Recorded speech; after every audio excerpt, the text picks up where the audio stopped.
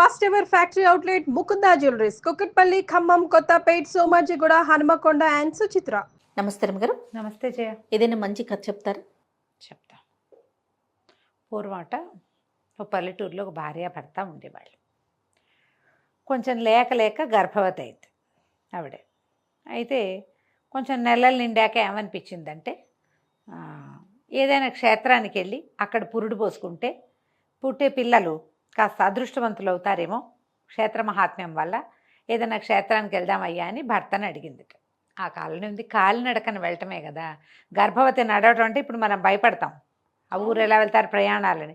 ఆ కాలం అది కాదు, భగవంతుడు ఏది తెలిస్తే అది అవుతుంది అని చెప్పి క్షేత్రానికి 9వ నెల పడుతుండగా బయలుదేరారు. ఓయ్. వెళ్ళగా ఒక అడవిలో ఒక సిద్ధుడి ఆశ్రమానికి చేరారు. చేరితే ఆ పూట రాత్రి అక్కడ విశ్రాంతి తీసుకున్నారు. మామూలుగా అప్పటి కాలం ఎలాంటిది చేయ, ఈ దారైపోయే వాళ్ళు ఎవరైనా వస్తే కాస్త అరుగు మీద పడుకోవడానికి ఆసరా ఇచ్చేవాళ్ళు, అన్నం పెట్టేవాళ్ళు. అసలు వ్యతిరేకంగా జరిగేదే కాదు జయ. అన్నం పుట్టదన్న భయం ఉండేది కాదు. ఆ కాలమే అలాంటిది, బంగారు రోజులు. ఇప్పుడు నేనేనని మనమేనని చెప్పుకోవడానికి ఆధార్ కార్డు చూపించాల్సి వస్తుంది. అప్పుడు పద్ధతే కాదు అసలు. అయితే ఆ సిద్ధాశ్రమంలో పడుకున్నారు భార్య భర్త. ఒక పంచాన్ని ఇక్కడ పడుకోండి ఆయన అంటే, ఆ అమ్మాయి బాగా అలసిపోయింది, పగలల్లా నడిచింది, ఆవిడ మంచి గాఢంగా నిద్రపోతుంది. భర్తకు పెద్దగా నిద్ర పట్ల. ఆయన అటు ఇటు కదులుతుంటే అవతల సిద్ధుడు ఆయన శిష్యుడు మాట్లాడుకుంటున్నారట. శిష్యుడు అడిగేట, ఈ మనిషికి ఏం బిడ్డ పుడుతుంది గురువుగారు అని అడిగితే ఆయన అన్నట్ట, ఆడపిల్ల పుడుతుంది కానీ ఈ మనిషి బతకదు పాపం, పురుట్లోనే తల్లి చనిపోతుంది. ఆ బిడ్డ కూడా, ఆ పుట్టిన బిడ్డ పెద్దదయ్యాక కొడుకుని అమ్ముకుంటుంది, అలాంటి జాతకంతో పుట్టబోతోంది ఆమె కూతురు అన్నాడు. ఓ, కాంతపోయాడు ఈ కడుపుతో ఉన్న ఆవిడ తండ్రి భర్త. ఇదేమిటి, లేక నాకు పిల్ల పుడుతుంటే అది పుట్టంగానే పెళ్ళాన్ని చచ్చిపోవటం ఏమిటి, ఆ పుట్టిన పిల్ల తనకు పుట్టిన బిడ్డను అమ్ముకోవటం ఏమిటి, అట్లా కనపడింది సిద్ధుడికి. అయ్యో నా కర్మ అనుకున్నాడు. ఆయనకి ఏం చేయాలో తెలియదు. పొద్దున్నే లేచారు భార్య భర్త. ఏదో వాళ్ళు పెట్టింది ఏదో అంత తిని ఒక ఆయాకసురు ఇస్తే అది మూట కట్టుకుని నడుచుకుంటూ పోయారు. పై ఊరు చేరాక ఆవిడ ఇంకా క్షేత్రానికి చేరముందే పురుడు వచ్చేసింది. ఆ చూలాలికి పాపం వచ్చేసింది. ఆడపిల్ల పుట్టింది. పిల్ల పుట్టిన గంట తిరిగేసరికి తల్లి కాస్త మరణించింది. ఏం తెల్లబోయాడు తండ్రి. అయ్య బాబోయ్, సిద్ధుడు చెప్పిన 2 వాక్యాల్లో ఓ వాక్యం నిజమైంది, 2వ వాక్యం నిజమవుతుంది. ఒక తల్లి తనకు పుట్టిన బిడ్డని అమ్ముకోవటం కంటే దౌర్భాగ్యమైంది ఇంకోటి ఉందా, నా కూతురికి ఆ గతి పట్టకూడదు అని చెప్పి ఏమనుకున్నాడు, అక్కడి నుంచి తన పిల్ల ఆ భార్యను అక్కడే మట్టి చేసేసి చంటి బిడ్డను ఎత్తుకుని తీసుకుపోయి తన ఊరికి అవతలగా ఉన్న ఒక అడవిలో ఒక పెద్ద ఇల్లు కట్టించాడు. అది ఎట్టా కట్టాడు, కింద నుంచి పై దాకా గోడలే ఉండి పైన ఉంటుంది ఇల్లు, దిగడానికి వీలు లేదు, ఒక చుట్టిల్లు, అది దుర్గంలాగా కట్టించాడు. ఈ పిల్లని ఒక దాదితో సహా అక్కడ పెట్టాడు. ఆ పిల్ల నాన్న దాది తప్పిస్తే 3వ మొహం ఎరక్కండా పెరిగింది. దాని కిందకి ఎప్పుడూ రానివ్వల, అదెప్పుడు ఆ దుర్గంలోనే ఉండేది. పిల్ల పేరు రూపరాణి. చక్కగా ఉండేది, చిలకల్లి. చిన్నప్పుడు బాగుండేది, పెద్ద అయ్యాక అందంగా తయారైంది. 16-18 ఏళ్ళు వచ్చినాయి, పిల్ల చక్కగా తయారైంది. ఈ దాది ఉండేది. అయితే ఏమైంది, ఒకనాడు ఆ రోజు తండ్రి వారానికి 2 వారాలకి లేదా 10 రోజులకి కుదిరినప్పుడల్లా వచ్చేవాడు. పైకి రాకుండా కింద నుంచే మాట్లాడి వెళ్ళిపోయేవాడు. పైకి వచ్చేందుకు దారి ఉంది, ఆ దారి ఎట్లా పైనుంచి ఓ బుట్ట వేస్తే ఎక్కాలి. పైన ఒక కప్పి ఉంది దాన్ని లాగడానికి. కష్టపడితే రావాలి కానీ ఈజీగా వచ్చేది కాదు. తండ్రి కూడా పెద్దగా పైకి వచ్చేవాడు కాదు. అయితే ఆయన ఒక 10 రోజులు ఏదో ఊరు వెళ్తున్నానండి, ఈ 10-15 రోజులు కాస్త గ్యాప్ వస్తుంది అని సంబారాలన్నీ చేర్చాడు. బాగా సంపాదించాడు ఆయన. ఈ పిల్లని ఇలా దుర్గంలో ఉంచి రక్షించడం కోసం నేను చెప్పిన రాజకుమారుడినే నువ్వు పెళ్లి చేసుకోవాలి, వేరే వాళ్ళని వివాహం చేసుకోకూడదని కఠినమైన శాసనాన్ని చిన్నప్పటి నుంచి అలవాటు చేశాడు. నా అనుమతి లేకుండా నువ్వు వివాహం చేసుకోవడానికి వీల్లేదని, నీ జీవితం అంతా నా కన్సన్నల్లోనే ఉండాలని, నీకేం కావాలంటే అది చేస్తానని. పిల్లలకి బొయ్యలకి బొమ్మలున్నాయి, బొటికలు ఉన్నాయి, ఎన్నో ఉన్నాయి దాని దగ్గర అన్నీను. సరే ఏమైంది, ఒకనాడు ఈ తండ్రి వచ్చి వెళ్ళిపోయాడు. ఇక 15 రోజుల దాకా రానని చెప్పి వెళ్ళాడు. అది ఇంకా తండ్రి రాడని దిగులతోటి ఆ మేడ మీద అటు ఇటు తిరుగుతూ అటు చూస్తూ ఉంటే పైనుంచి ఒక గుడారం కనపడింది ఆ పిల్లకి. అదేమిటి, ఆ నగరానికి చెందిన రాజకుమారుడు వేటకి వస్తూ వేట కోసం ఒక గుడారం వేయించుకున్నాడు. అక్కడి నుంచి ఈ బట్టల్లో ఏదో కవచం అవి ధరించి వచ్చి బయట నుంచుంటే ఆ పిల్ల తెల్లపోయింది, ఇదేదో జంతువులాగా ఉందని గబగబా కిందకెళ్ళి దాదిని పిలుచుకొచ్చింది. దాదేమ్మ దాదేమ్మ, అదొక జంతువు ఏదో కనపడుతోంది, చూడు చూడు అని చూపించింది. చూపిస్తే ఆవిడ చూసి, అయ్యో జంతువు కాదే అమ్మాయి, మనిషేను, మనలాంటి వాడే, ఎంచక్కా ఉన్నాడు రాకుమారుడు, ఇట్లా శిరస్త్రాణము అవి వేసుకుంటే జంతువు అనుకుంటాను, కొత్త జంతువు కాదు అనేసరికి అప్పుడు నువ్వు అదేదో కథలో చెప్పావు, ఆ రాజకుమారుడు అంటే రాజకుమారుల రాజకుమార్తెలు దయ్యాలు భూతాలు రాక్షసుల కథలు ఎన్ని విన్నదో, మరి దాది తనే ఇద్దరే ఉండేది. అదేలే. కథో కాలక్షేపములు అయితే రోజు గడవద్దు, కథలు విన్నది. ఓహో రాజకుమారుడు అనేసరికి వారి మీద ఆసక్తి వచ్చింది పిల్లకి. కాసేపు అయ్యాక చూస్తే అతను ఆ వేసుకున్న శిరస్త్రాణము ఆ కవచాన్ని విప్పేసి తేలికపాటి బట్టల్లో అటు ఇటు తిరుగుతూ యాక్టివ్గా కనపడుతుంటే ఇక వాడికేసి అదే పనిగా చూడడం మొదలుపెట్టింది. వాడు ఎలా కదిలినా దీనికి నచ్చుతున్నట్టే ఉంది. 2 పూటలు గడిచేసరికల్లా ఈ అబ్బాయికి ఎవరో తనని చూస్తున్నారని తెలిసింది. ఎవరా ఎవరా అని చూసుకుని మెల్లిమెల్లిగా దీని దగ్గరికి వచ్చేసాడు. కింద నుంచి కబుర్లు మొదలుపెట్టాడు. ఆ అబ్బాయి బాగున్నాడు, రాకుమారితే పిల్ల బాగుంది, 16-18 ఏళ్ల పిల్ల, అతనికో 20 ఏళ్ల వాడు. ఇద్దరు కబుర్లు చెప్పుకునేవాళ్ళు. రోజు వచ్చాడు. 15 రోజులు గడిచినాయి. 15 రోజుల తర్వాత నాన్న వచ్చాడు, కానీ మళ్ళీ 2 రోజుల పైక మళ్ళీ రాకుమారుడు పోయినవాడు మళ్ళీ వచ్చేసాడు. ఇక కింద నుంచి కబుర్లు చెప్పేవాడు. తర్వాత ఎప్పుడు నన్ను కిందే ఉంచుతున్నావు, నన్ను పైకి రాని రాని రాని అని బాగా అడగ్గా తండ్రి ఏమంటాడో నేను భయపడుతూనే అతనికి నిచ్చెనేసి పైకి రప్పించింది. ఒక వయసులో ఉన్న పిల్లవాడు ఒక దగ్గర ఉంటే ఎన్ని రకాలు జరగచ్చు. అయితే ఈ దాదికి భయంగా ఉంది, కానీ వాళ్ళిద్దరి మధ్య ఉన్న ప్రేమ ఆపేక్ష, తర్వాత ఈ పిల్లలిద్దరు పక్కపక్కన నిలబడితే ఎంత చక్కగా చూడు చక్కని జంటలా ఉండేసరికి ఆవిడ వీళ్ళ గాంధర్వ వివాహానికి ఆవిడేం అడ్డం చెప్పలే. ఆ అబ్బాయి వచ్చినప్పుడల్లా 2 రోజులు ఈ పిల్లతో గడిపి వెళ్ళిపోయేవాడు. వచ్చేవాడు 2 రోజులు 3 రోజులు ఉండేవాడు, కులాసాగా కాలక్షేపం చేసేవాళ్ళు. ఆ అబ్బాయి వెళ్ళిపోయేవాడు, ఈ పిల్ల ఉండేది. 5-6 నెలలు గడిచేసరికల్లా గర్భవతి అయింది పాప, రాకుమార్తె ఈ అమ్మాయి రూపరాణి. తండ్రి ఎప్పుడు కింద నుంచి మాట్లాడేవాడు కాబట్టి పిల్ల గర్భవతి అయిందనే విషయం అతనికి తెలియలే.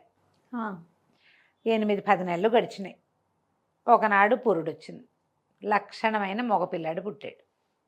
తండ్రి 10 రోజులకి వారానికి వస్తున్నాడు, కానీ ఈ రాజకుమారుడు వచ్చినప్పుడల్లా ఏం చేసేవాడు, రకరకాల బంగారు వస్తువులు తెచ్చి పిల్లకి కానుక పెట్టేవాడు. చెవులు తలలో పెట్టుకునేవి, చెవులకు పెట్టుకునేవి, మెళ్ళలో వేసుకునేవి. ఎన్ని బంగారు వస్తువులో పెట్టి నిండి ఉంది ఆ వస్తువులతోటి. ఈ తండ్రికి తెలిస్తే ఆయన చాలా గట్టిగా చెప్పున్నాడు కదా వివాహం చేసుకోవడానికి వీల్లేదని. ఏమంటాడో అని భయపడి పిల్లాన్ని దాటించేద్దాం అనుకుంది అమ్మాయి. ఈ దాటించడం వల్ల ఇప్పుడు తండ్రి కిందే ఉంటాడు, కానీ ఆ టైంకి చంటిబిడ్డ ఏడ్చాడు అనుకో తెలిసిపోదు.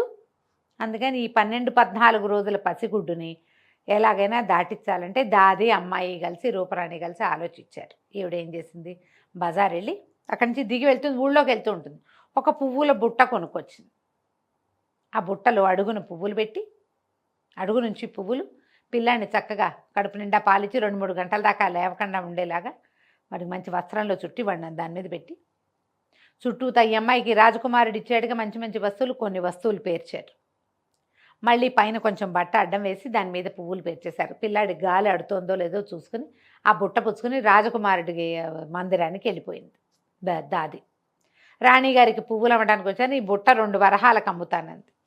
వేరే రకంగా బుట్ట వెళ్ళదు, అమ్ముతామంటేనే వెళ్తుంది. అమ్ముతామనేసరికల్లా సరే రాణిగారి తెలికత్తి చూసి ఇంత బుట్టడి పూలు 2 వరహాలకైనా అని 2 వరహాలు రాణిగారితో చెప్పి ఆవిడ దగ్గర నుంచి 2 వరహాలు తెచ్చి ముసలమ్మ చేతిలో పెట్టి బుట్ట పుచ్చుకుని లోపల తీసుకుపోయింది. రాణిగారు ఓయమ్మ బరువుందే, బోళ్ళు పువ్వులు ఉన్నాయని పువ్వులు ఒకటి తీసింది పైన. తీసేసరికల్లా ఏముంది, లోపల జిగేలమంటూ కనపడ్డాడు చంటి పిల్లవాడు. ఎంత ముద్దుగా ఉన్నాడో, 11-12 రోజులు పసిబిడ్డ ముద్దుగా ఉండడు.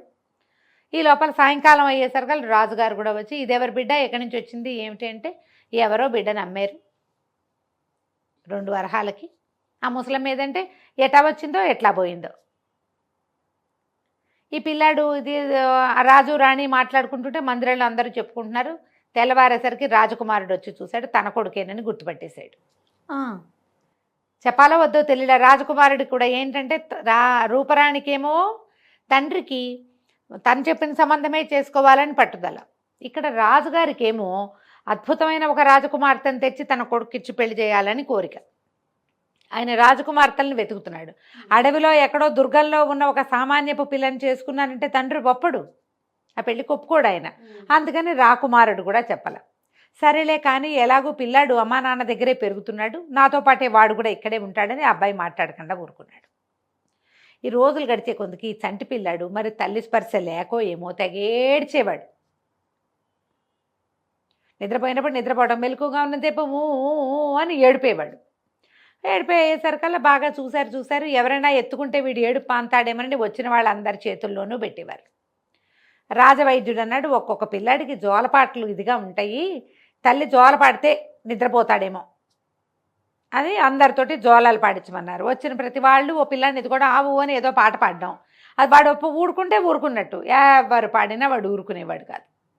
పాలు తాగేవాడు, ఏవో పోసేవాళ్ళు అవి తాగేవాడు, నిద్రపోతే నిద్రపోయేవాడు, లేకపోతే మెలకుగా ఉన్నంతసేపు వాడు ఏడుపే. రాజుగారి ఊళ్ళో చాటింపేశారు. రాజుగారికి ఒక బిడ్డ దొరికాడు. వాడు ఏడుపు మానిపిన వాళ్ళకి అదేమిటో ఇస్తాం. ప్రతి ఊళ్ళో ఉన్న ప్రతి స్త్రీ వచ్చి పిల్లాడిని ఎత్తుకోవాలి, జోల పాడాలి అని. ఊళ్ళో ఉన్న వాళ్ళందరూ వచ్చారు. ఎవరు పాడినా వాడు ఏడుపు ఆపల. రాణిగారికి ఆ పిల్లాడు కావాలని ఉంది. రక్తస్పర్శ కూడా అయి ఉండొచ్చు, తమ సొంత మనవడు అయ్యేసరికి. పిల్లాడేమో ముద్దుగా ఉన్నాడు. సరే ఏమైంది, రాజుగారు ఎప్పటికీ ఎన్ని రోజులైనా ఏడుపు మానల. పిల్లాడు ఎదుగుతున్నాడు, ఏడుపు మాత్రం అలాగే ఉంది. అయితే సైనికులను పిలిచి అడిగాడు, ఊళ్ళో వాళ్ళ ఆడవాళ్ళంతా అయిపోయారంటే అందరూ అయిపోయారండి, నగరానికి దూరంగా ఉన్న అడవిలో ఒక దుర్గం ఉంది, అందులో ఒక పిల్ల ఉంది, ఆ అమ్మాయి తప్ప అందరూ వచ్చారు అనేసరికి, ఆ పిల్ల ఎందుకు రాదు, ఆ పిల్లని తీసుకురండి అన్నాడు రాజు. అనేసరికి కాదండి, అమ్మాయి తండ్రి ఒప్పుకోడు, తండ్రి బయటికి రానివాడు ఆ పిల్లని, అందుకే దుర్గం కట్టాడంటే ఆ తండ్రిని పట్టుకురండి అన్నారు. తండ్రిని తీసుకొచ్చారు. తండ్రిని తీసుకొస్తే ఈయన అన్నాడు, అబ్బాయి కాదండి, మా పిల్లని తేవటానికి కుదరదు, మా పిల్ల పెళ్లి కాని పిల్ల, అదేం పాట పాడుతుంది, దానికేం జోల పాటలు వస్తాయి అన్నాడు. అనేసరికి పెళ్లి కాకపోయినా సరే ఆడపిల్ల అన్నదల్లా రావాల్సిందే, తల్లి అయ్యే వయసు ఉంటే చాలంటే 14 ఏళ్ళు ఉంటే చాలు, మీ పిల్లకి 18 ఏళ్ళు ఉన్నాయి కదా, మీ పిల్లని రప్పించండి అన్నారు. అనేసరికి ఇంకేం చేస్తాడు ఈయన, రాజుగారి శిక్షకి భయపడి పిల్లని పైనుంచి దించాడు దుర్గంలో నుంచి. ఆ అమ్మాయి ఇచ్చింది, దాదిని వెంబడి పెట్టుకుంది, పిల్లాడిని ఎత్తుకుని జో కొడుతూ పాట పాడుతోంది. నీ తల్లి దురదృష్టవంతురాలు, నీ తండ్రి మంచివాడు, మహారాజు గారు నిన్ను పెంచుకుంటారు, నా తండ్రి నిద్రపో నాన్న అని పాడింది. పాడేసరికల్లా పిల్లాడి చుట్టుకుని నిద్రపోయాడు. పాట అయ్యేసరికి రాజుగారు ఆశ్చర్యపోయాడు. ఎవ్వరి చేతిలోకి వెళ్ళినా ఏడు పాపని పిల్లవాడు నీ చేతిలో పడంటే వీడు నీ బిడ్డే. వైద్యుడు కూడా కన్ఫర్మ్ చేశాడు. ఓహో, మా స్పర్శకి వాడు పాసిఫై అయిపోయాడు పిల్లవాడు. చెప్పమ్మా, ఎందుకు పిల్లాడిని నమ్ముకున్నావు, ఎందుకు పిల్లాడిని నమ్మావు, 2 వరహాలకి ఎందుకు అమ్మావు అంటే పిల్ల కళ్ళనీళ్ళు పెట్టుకుంది, కానీ ఏం మాట్లాడాల, రాజకుమారుడి వైపు చూస్తుంటే ఆయనకు అర్థం కాల.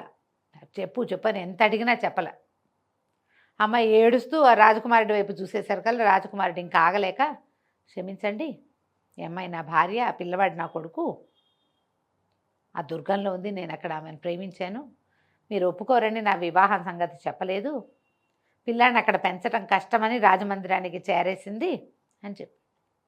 పిల్ల తండ్రి కూడా నిర్ఘాంతపోయాడు. పిల్ల పరిగెత్తుకుంటూ వెళ్ళి తండ్రి కాళ్ళ మీద పడింది, నన్ను క్షమించు, నువ్వు ఎంత చెప్పినా నేను వినలేకపోయాను, ప్రేమాత్సయం నా కళ్ళు మూసేసింది, నా పిల్లాడిని నమ్ముకునే స్థితికి వచ్చాను నేను, ఈ 4 రోజుల నుంచి వీడు ఏడ్చిన వాడు ఏడ్చినట్టే ఉన్నాడు, నా తప్పుకి నా బిడ్డ శిక్ష అనుభవించాడు అనేసరికి ఆయన చాలా దుఃఖపడ్డాడు. కాదమ్మా, నీ తప్పు కాదు, ఇది నాది తప్పు, ఈ పరిస్థితి వస్తుందని నాకు తెలుసు, సిద్ధుడు మహానుభావుడు ముందే చెప్పాడు, ఆయన మాట అబద్ధం చేయటానికి ఇంత ప్రయత్నం చేసినా ఆయన మాట అబద్ధం కాలేదు, ఎత్తుకో నీ పిల్లవాడిని, నీ భర్తతోటి నువ్వు ముందుగానే నీ వివాహం అయిపోయింది, పిల్ల తల్లికి ఇంకెప్పుడు పెళ్లి చేసేదేముంది, ఈవిడే రాజుగారు రాణిగారి కోడలు అని ప్రకటిస్తే సరిపోతుంది.